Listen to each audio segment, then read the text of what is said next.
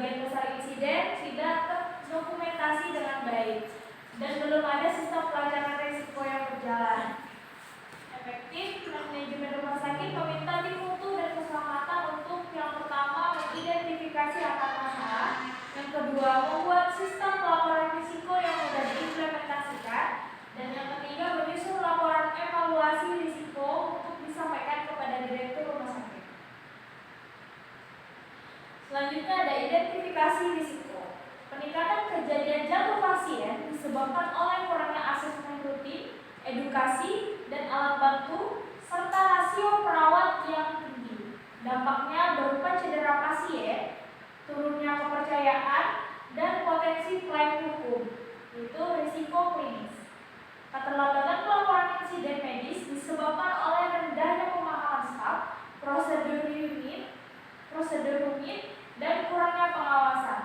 Dampaknya yaitu insiden berulang, data hilang, dan respon keselamatan lambat, yaitu risiko klinis. Selanjutnya, dokumentasi insiden tidak lengkap akibat tidak adanya format standar, kurangnya pelatihan dan audit. Dampaknya yaitu analisis tidak akurat, data tidak valid, dan evaluasi mutu terhambat, yaitu non klinis. Selanjutnya, tidak ada sistem pelacakan risiko karena kurangnya kebijakan, SDM, dan teknologi. Dampaknya risiko tidak terdeteksi, insidennya berulang, dan laporan mutu terhambat, yaitu non-klinis. Selanjutnya ada pelaporan risiko.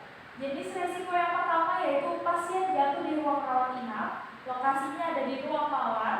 Waktunya itu ada di tanggal 2 bulan 10 2025. Penyebabnya tidak dilakukan asesmen risiko, kurang alat bantu, rasio perawat tinggi. Dampaknya yaitu cedera ringan, potensi klaim, citra MS menurun. Tindakan sementaranya yaitu pertolongan pertama dan asesmen ulang risiko jatuh.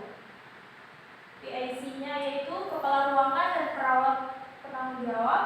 Status tindak lanjutnya itu dalam tindak lanjut.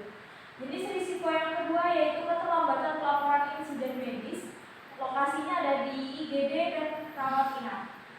Waktunya itu tanggal 5 bulan 10 2025. Penyebabnya itu pemahaman stafnya rendah, prosedurnya rumit, kurang pengawasan.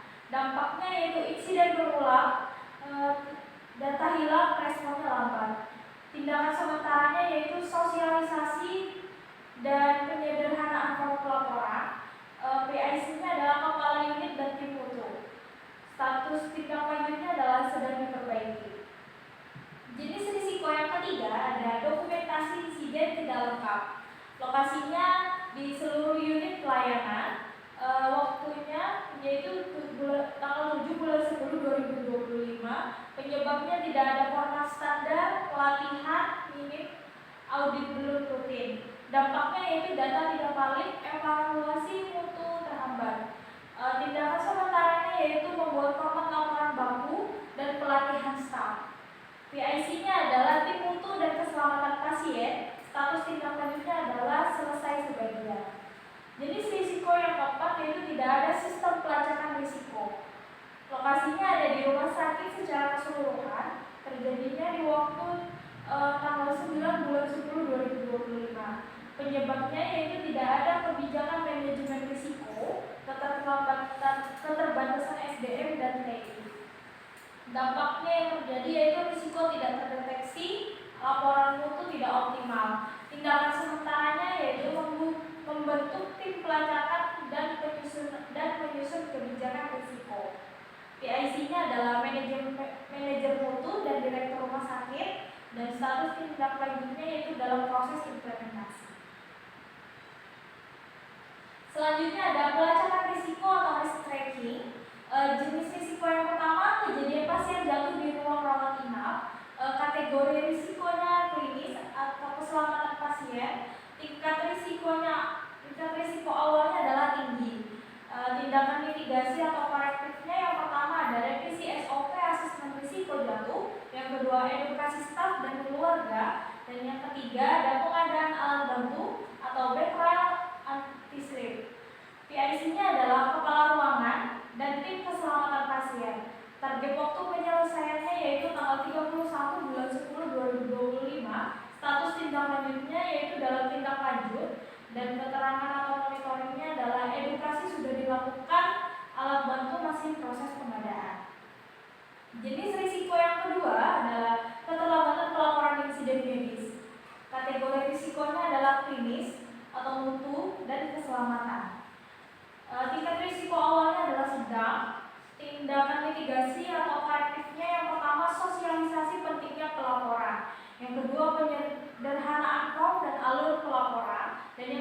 monitoring laporan oleh kepala unit. PIC-nya adalah kepala unit dan tim mutu. Target waktu penyelesaiannya yaitu tanggal 25 bulan 10 2025. Status tindak lanjutnya yaitu sedang diperbaiki. Keterangan atau monitoringnya yaitu form pelaporan baru diuji coba di IGD. Jenis risiko yang ketiga yaitu dokumentasi insiden tidak lengkap dan tidak seragam. Kategori risikonya adalah non-klinis, yaitu administratif atau manajerial. Tingkat risiko awalnya adalah sedang.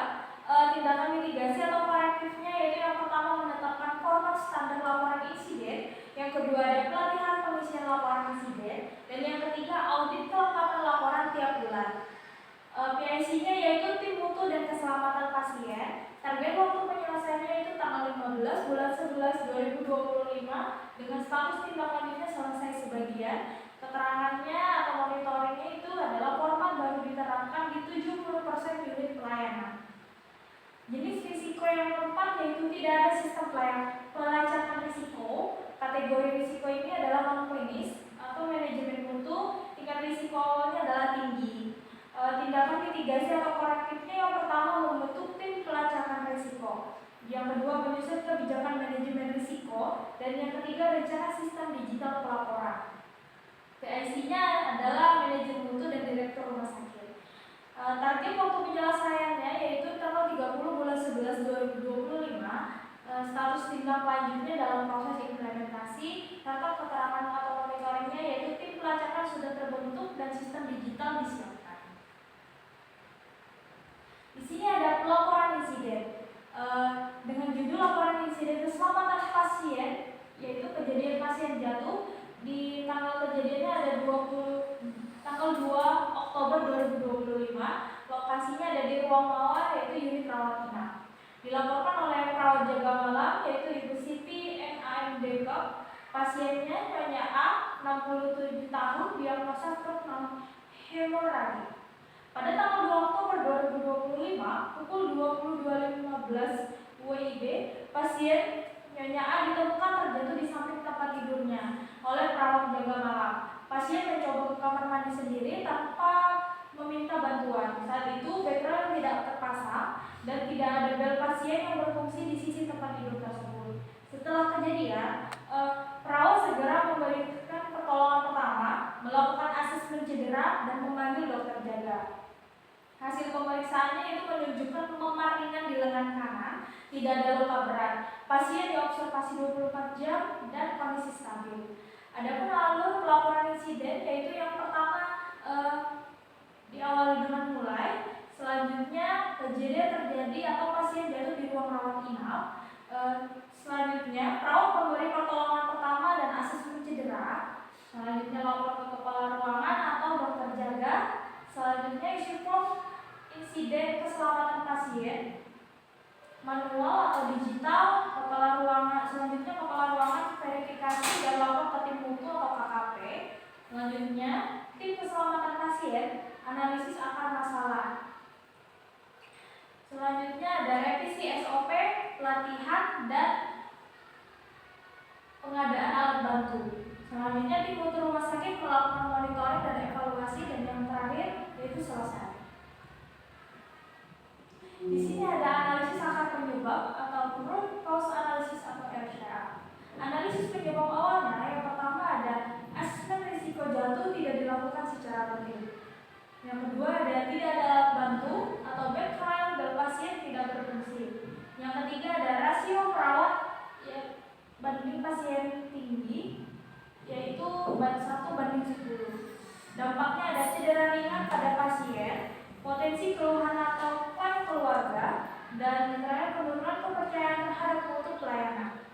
Tindakan sementaranya yang pertama ada memberikan pertolongan pertama, yang kedua melakukan asesmen ulang risiko jatuh pasien lain di ruangan tersebut, yang ketiga melaporkan kejadian ke kepala ruangan dan tim keselamatan pasien, dan yang terakhir rencana tindak lanjut.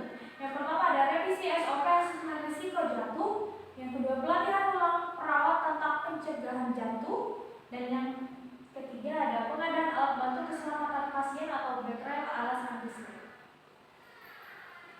Di sini ada tindakan preventif, yang pertama MEN, asesmen ulang risiko jatuh dan edukasi keluarga oleh kepala ruangan dan perawat dengan target selesai 7 hari.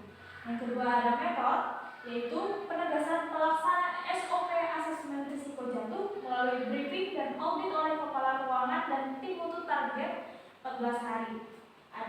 Ada machine, yaitu perbaikan background, bel pasien, dan alat bantu jalan oleh Sarpras ditargetkan selesai dalam 14 hari.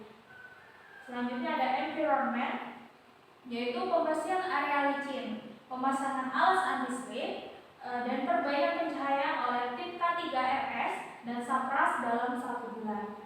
Yang terakhir ada money, yaitu pengajuan dana darurat untuk perbaikan alat keselamatan dan pelatihan staf oleh keuangan dan manajemen target 1 bulan. Selanjutnya ada tindakan preventif. Yang pertama ada MEN, yaitu pelatihan pencegahan jatuh bagi seluruh perawat oleh bidang keperawatan dan diklat rumah sakit dengan target 15 November 2025. Yang selanjutnya ada metode, yaitu revisi dan sosialisasi SOP asesmen risiko jatuh dengan evaluasi rutin oleh tim mutu dan keselamatan pasien dengan target 30 Oktober 2025. Selanjutnya ada mesin, yaitu program pemeliharaan rutin alat keselamatan pasien oleh Sarpras dan K3RS dengan target 30 November 2025. Selanjutnya ada environment, yaitu survei rutin risiko lingkungan dan standarisasi ruang aman pasien oleh tim K3RS dengan target 31 Desember 2025. Yang terakhir ada money, yaitu integrasi program keselamatan pasien dalam anggaran tahunan oleh Direktur Keuangan dan Pelayanan dengan target 31 Desember 2025. Di sini ada output dan kesimpulan. Outputnya yaitu tidak ada kejadian jatuh berulang, asesmen risiko 100% patuh, alat bantu berfungsi optimal, lingkungan aman sesuai K3RS, anggaran keselamatan menjadi prioritas, dan budaya keselamatan meningkat di seluruh unit. Adapun kesimpulannya yaitu berdasarkan studi kasus di RS Harapan Sehat, kejadian pasien jatuh disebabkan oleh lemahnya budaya keselamatan, ketidakpatuhan SOP, kurangnya pelatihan, dan sarana yang belum optimal. Diperlukan pelatihan, revisi SOP, perawatan alat rutin, serta anggaran berbasis risiko untuk meningkatkan mutu dan mencegah kejadian serupa. Sekian, terima kasih presentasi dari saya. Saya pamit undur diri. Wassalamualaikum warahmatullahi wabarakatuh.